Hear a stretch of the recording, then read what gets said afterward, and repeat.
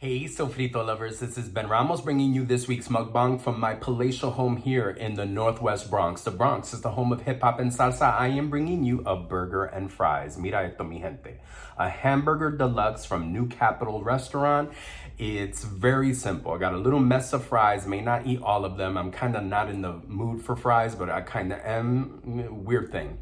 Well done burger, tomato, some lettuce, I put some ketchup, and I put some tapatio because I want some spice. Tapatios are great, cheap little Mexican hot sauce you get from any bodega, any little Mexican tienda around there. I love tapatio. In fact, I developed a taste for it, and I'm dropping fries all over the place already. We haven't even started eating, and I already got half the food on the floor. So you guys know how I do. I love to put fries on top of my burger. Getting back to the point, I developed the taste for tapatio this past Christmas when I was visiting with my in-laws in California because my father-in-law loves hot sauce, and tapatio is one of tapatio. I keep saying tapatio, it's tapatio. Look, nice burger, blah blah.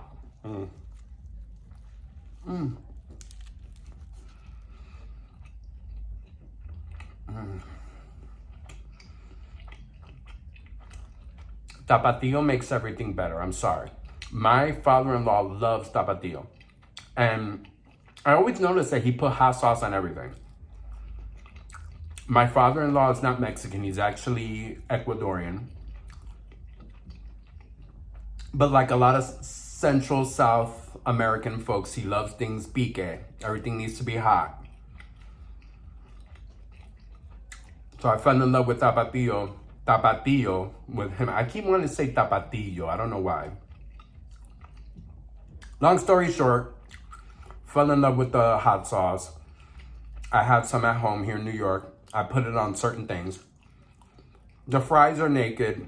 I'm not really feeling the fries too much. They're a little cold and soggy. This is from New Capital Restaurant here in the Bronx. The fries came a kind of soggy and cold already. These fries haven't been hot, haven't been warm for a minute.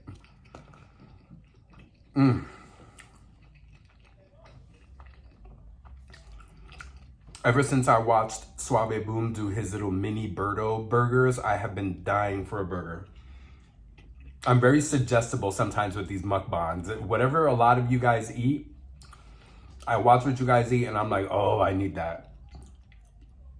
I'm washing this down. No, not Coke Zero. No. I'm being good. Diet Cola Champagne. If you've never had Cola Champagne, you need to try Cola Champagne. This is a real popular thing in Puerto Rico. Not this brand. Usually the non-diet, it has like where the gray color is, you find it with red. You will find Guro Cola in Puerto Rico, but really the old colony Cola Champagne is real Puerto Rican. And when I saw this, I grew up drinking this brand in New York City. And a few years ago, when I discovered that they made a diet version, I went insane. Just washing down my burger. I hope you guys are doing well. It is Tuesday. I am chilling.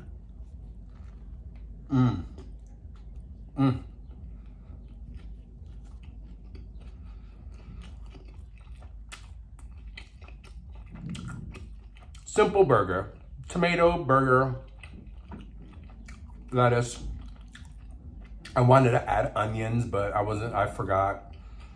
So just some nice ketchup, some nice tapatio. I wish I had some spicy deli mustard, but I don't.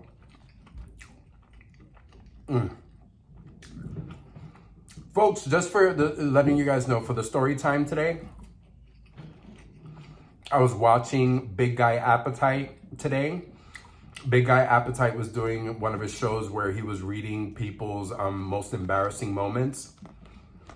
So I wanted to share 3 embarrassing moments, just so you guys can get to know me.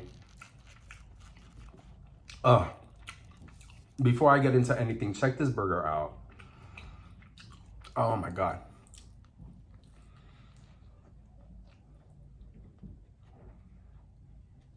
I'm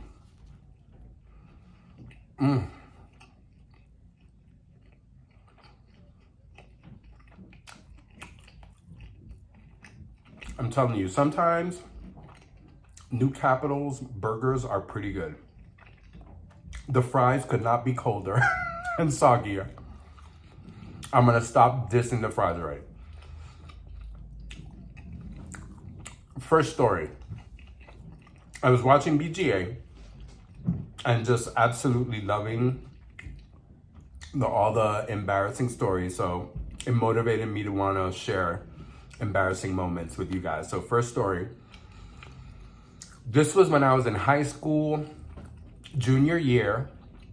So it was like 1993 or maybe 1994, around there.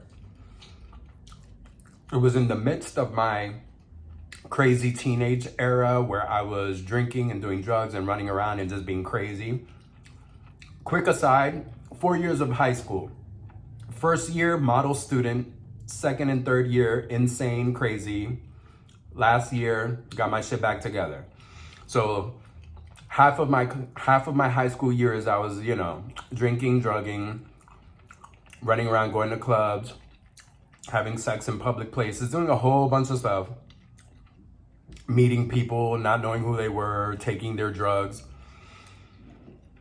I was like a little bit of a crazy hood rat. Or at least I thought I was, and I acted like I was. So, junior year, hanging out with some friends in Chinatown. I went to high school in Brooklyn. Grew up in Harlem, was raised in Harlem, but went to high school in Brooklyn. And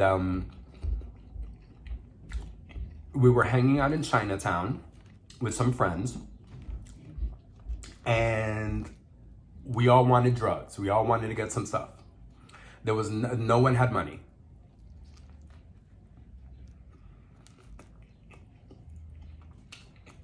Me and my little group of friends were known, bunch of big guys. We needed money to buy some stuff. Whole bunch of old people and little kids and all that in Chinatown. So, occasionally we would take things, we would steal, we would rob people, we would run up on people. It was just a thing that we did. We were all crazy. We were all out of our mind. If my father or mother knew what I had been doing, or had I been caught, oh my God. My parents would have buried me right there. So we're all running around, and we all used to kind of like individually go after certain people, like young teenagers that were younger than us that we could bully and be like, yo, run up and give me your money, blah, blah. And we used to do to old people. I know this is horrible. I was a stupid, drugged up, fucked up teenager. It's not an excuse. I'm just providing an explanation. So I run up on an old lady and try to take her purse. An old Chinese lady. The old Chinese lady was not feeling me taking her purse. And I swear to God, this woman must have been Bruce Lee's mother, Jackie Chan's auntie, Chow Yun-fat's, godmother. Homegirl whooped my ass. I'm talking about the old lady kicked me in the stomach, ninja style, punched me in the face. I was probably 16, 17 years old. She had to be like 1 billion years old. Porque era vieja, she was old. She whooped my ass. And my friends, some of them saw it. Because all I had to do was just run up on her, snatch her purse, and leave. Homegirl whooped my ass. I mean, I'm talking about kick to the stomach, a punch to the face. She did some leg sweep and I ended up on my back.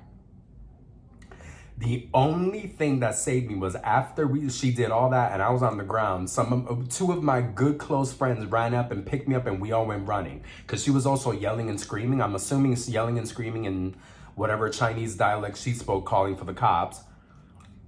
Pero ella terminó conmigo. And my friends did not let me forget that for months, laughing at me about how an old Chinese lady rocked me. I'm about 6 foot tall. I've been about this height since I was a teenager. She was like, she was like 3'7", 4 feet max.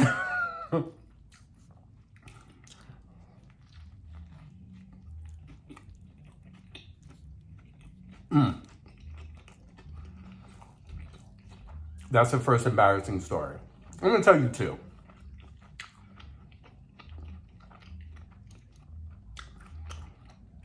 My father, God rest his soul, my father loved to tell this story. Oh, and if you're eating right now, take a minute because this story involves diarrhea. My father used to love to tell people about how when I was like a year old, I had a fever and a stomach flu and I wasn't well. And my parents took me to the hospital because I was just spraying diarrhea everywhere. I had a high fever, spraying diarrhea everywhere. So my mother and my father both went to the hospital. Took me, of course. Took me to the hospital. And according to my father, the minute the doctor started examining me, he put the thermometer in my butt and I sprayed diarrhea all over him. And he was wearing one of those nice, long, white, clean doctor's coats, technician coats. Sprayed him with diarrhea. And then, according to my father, and there is contention between my mother and my father about how this story really went. My mother went to like kind of help clean me up and help clean the doctor up. And she was kind of like embarrassed about what had happened because apparently I just sprayed him beyond belief. I sprayed him like a skunk. My mother, according to my father, my mother kind of like bopped me on the butt. Like she kind of gave me a little baby slap on the butt. And when she did that, I sprayed her with diarrhea. So my father was sitting in that room watching me diarrhea spray the doctor, then my mother. And my mother apparently called out to my father, like, come over here and get your son and blah, blah, blah. And my father was like, I'm not going near that kid. According to my mother, this is where the contention is. My father, every time he tells the story, he makes it seem like I bazooka gunned the doctor and just covered him in poop. My mother says that I did do that, but that it wasn't as bad as my father would exaggerate. And then I asked her, did I do it to you? She goes, yeah, what you did to me was worse than what you did to the doctor. And according to my father, it was just, I diarrhea sprayed the entire room. I napalmed the entire thing. But my mother does agree that when she yelled at my father and said, come over here and grab him, my father was like, no. No, not going near. Now, of course, this happened as a baby, so I'm not really that embarrassed about it. What I am embarrassed about is the fact that my father, for whatever reason, felt the need to tell this story to every human being he encountered in my childhood. My father would bring up this story even if we weren't, you could be talking about grass, you could be talking about walls, you could be talking about anything. My father would find the way to tell this story to every new person he met. So that's how it got embarrassing, because after a while I was like, Papi, we're not talking about diarrhea, me, babies, anything. Why do you keep bringing this up? So again, I wasn't embarrassed about doing it as a baby, being a sick baby, but I was embarrassed at my father feeling the need to bring this up every single time. Excuse me. Choking on my own soda.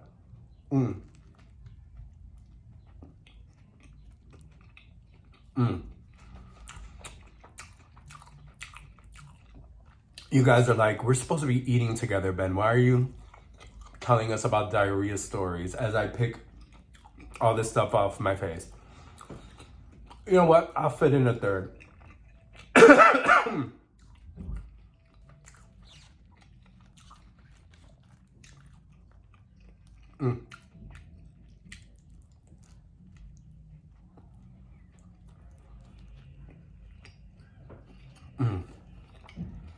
Guys, ketchup and tapatio together is like amazing. I need to contact the tapatio company and be like, listen, let's make a ketchup together. Because you mix tapatio with ketchup, it's amazing. It's sweet, it's spicy, it's garlicky, it's amazing.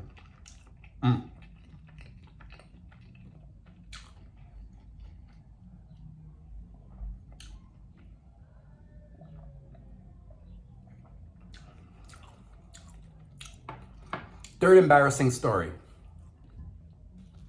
Once again in high school, freshman year.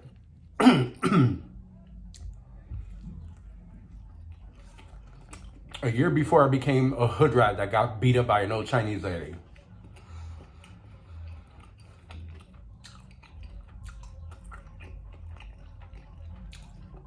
Sitting in my math class, which was at like 8:30 in the morning. Probably only been in high school 1 or 2. It was probably like, what? Late October, early November. Sitting behind this girl named Alexandra Perez. Perez or Sanchez? It was one of the S's. Sanchez, Gomez, Perez, whatever. Alexandra. Sitting in front of me.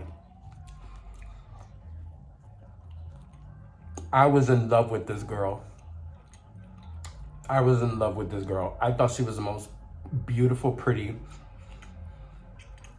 sweet, adorable.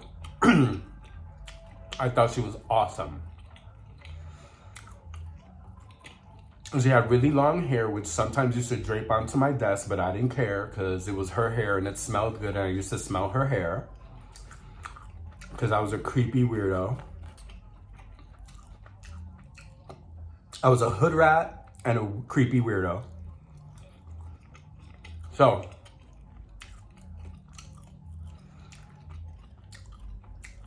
her hair used to drape onto my desk, and sometimes I would play with it, and she knew that I was doing it. I'd be like, hey, you know, I think she interpreted me playing with her hair like kind of my way of saying, get your hair off my desk, even though I didn't want that.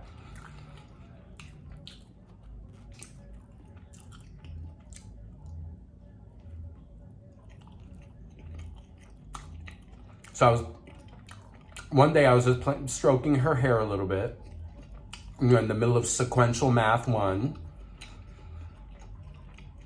She was like playing around with me. She gave me her comb. She goes, if you're gonna play with my hair, comb my hair. I was like, no problem. I started combing her hair, and there must have been a knot in it. And I don't know what I was thinking, because I have hair, and I know that when you comb your hair and there's a knot, the last thing you do is rip. I don't know why, como bruto, like a dummy, I just decided to just rip the comb out. And in the middle of sequential 1 class, she screams because I tore like a chunk of her. I scalped the poor child. She turns around, pissed at me, and she slaps me. She knocks my glasses way across the classroom. I was totally like discombobulated because I'm one of those people. Some people may tell you that I sometimes don't know my own strength. Like sometimes I may pat someone on the back and they're like, yo, why'd you slap me so hard? I'm like, what? I was just saying hi. You know, like I can be heavy-handed and not be aware of it. In that moment when I was kind of helping her comb her hair, I ripped that knot out and I just took a chunk of her hair into the comb, and she got so mad. And everybody saw me get the hell slapped out of me for no reason. And the teacher was like yelling and screaming at her, like, why are you hitting him? Blah. It was the biggest scene that happened in sequential 1 math freshman class, 8:45, not 8:30, 8:45 a.m. I was so embarrassed. She didn't speak to me for like the rest of the semester. I think we finally got back. It was like October, November when that happened. We probably got back to school the second semester in February, and she was finally nice to me and talking to me again. She slapped the living shit. And the funny thing is, she hit me, and I kind of got up. Because, you know, the cardinal rule is if you hit someone with glasses and you knock their glasses off their face, they have the right, the person who got slapped, the glasses off their face, they have the right to kill you. Like, that's a cardinal rule. You knock my glasses off my face, it's war. Like, I'm sending you to Jesus. Pray to whatever deity you worship, I'm sending you to the afterlife, like that. But in her case, it was like, I did stand up and flex at her, and that was the other thing that the teacher was like, you can't hit a girl, don't hit a girl. So it was so embarrassing because I was just combing her hair and people were like, why are you combing her? It was just this fiasco of a thing. And then people started saying that we were going out and she was like, I wouldn't date him. He's fat and he's ugly and blah, blah, blah. It was embarrassing. And it was like the first couple of months of my freshman year. And this was something, it was already like a little bit of a rumor in the school amongst our grade. It was stupid, but it was very embarrassing. Like I said, a few months later, we were friends again. Embarrassing stories. So, mira mi gente, the last little bite.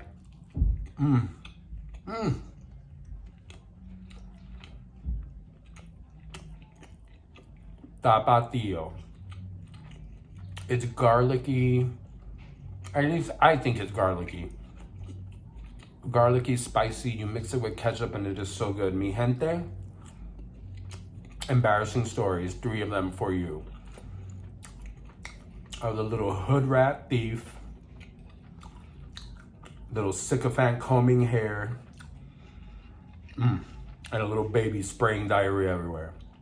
That is all you need to know about me for now. Sofrito lovers, like, share, comment, leave me a comment below. How about you? I dare you to tell me an embarrassing story. Just 2 or 3 sentences. Something embarrassing that happened to you. I dare you in the comments below. Follow me on all my social media. Sofrito in my soul. Facebook, Twitter, and Instagram. Follow me on my blog, sofritoinmysoul.com. Mi gente, stay home. Cook or order in and taste for yourself. Have some culinary adventures at home. Como siempre. This burger is so good. Como siempre, mucho amor.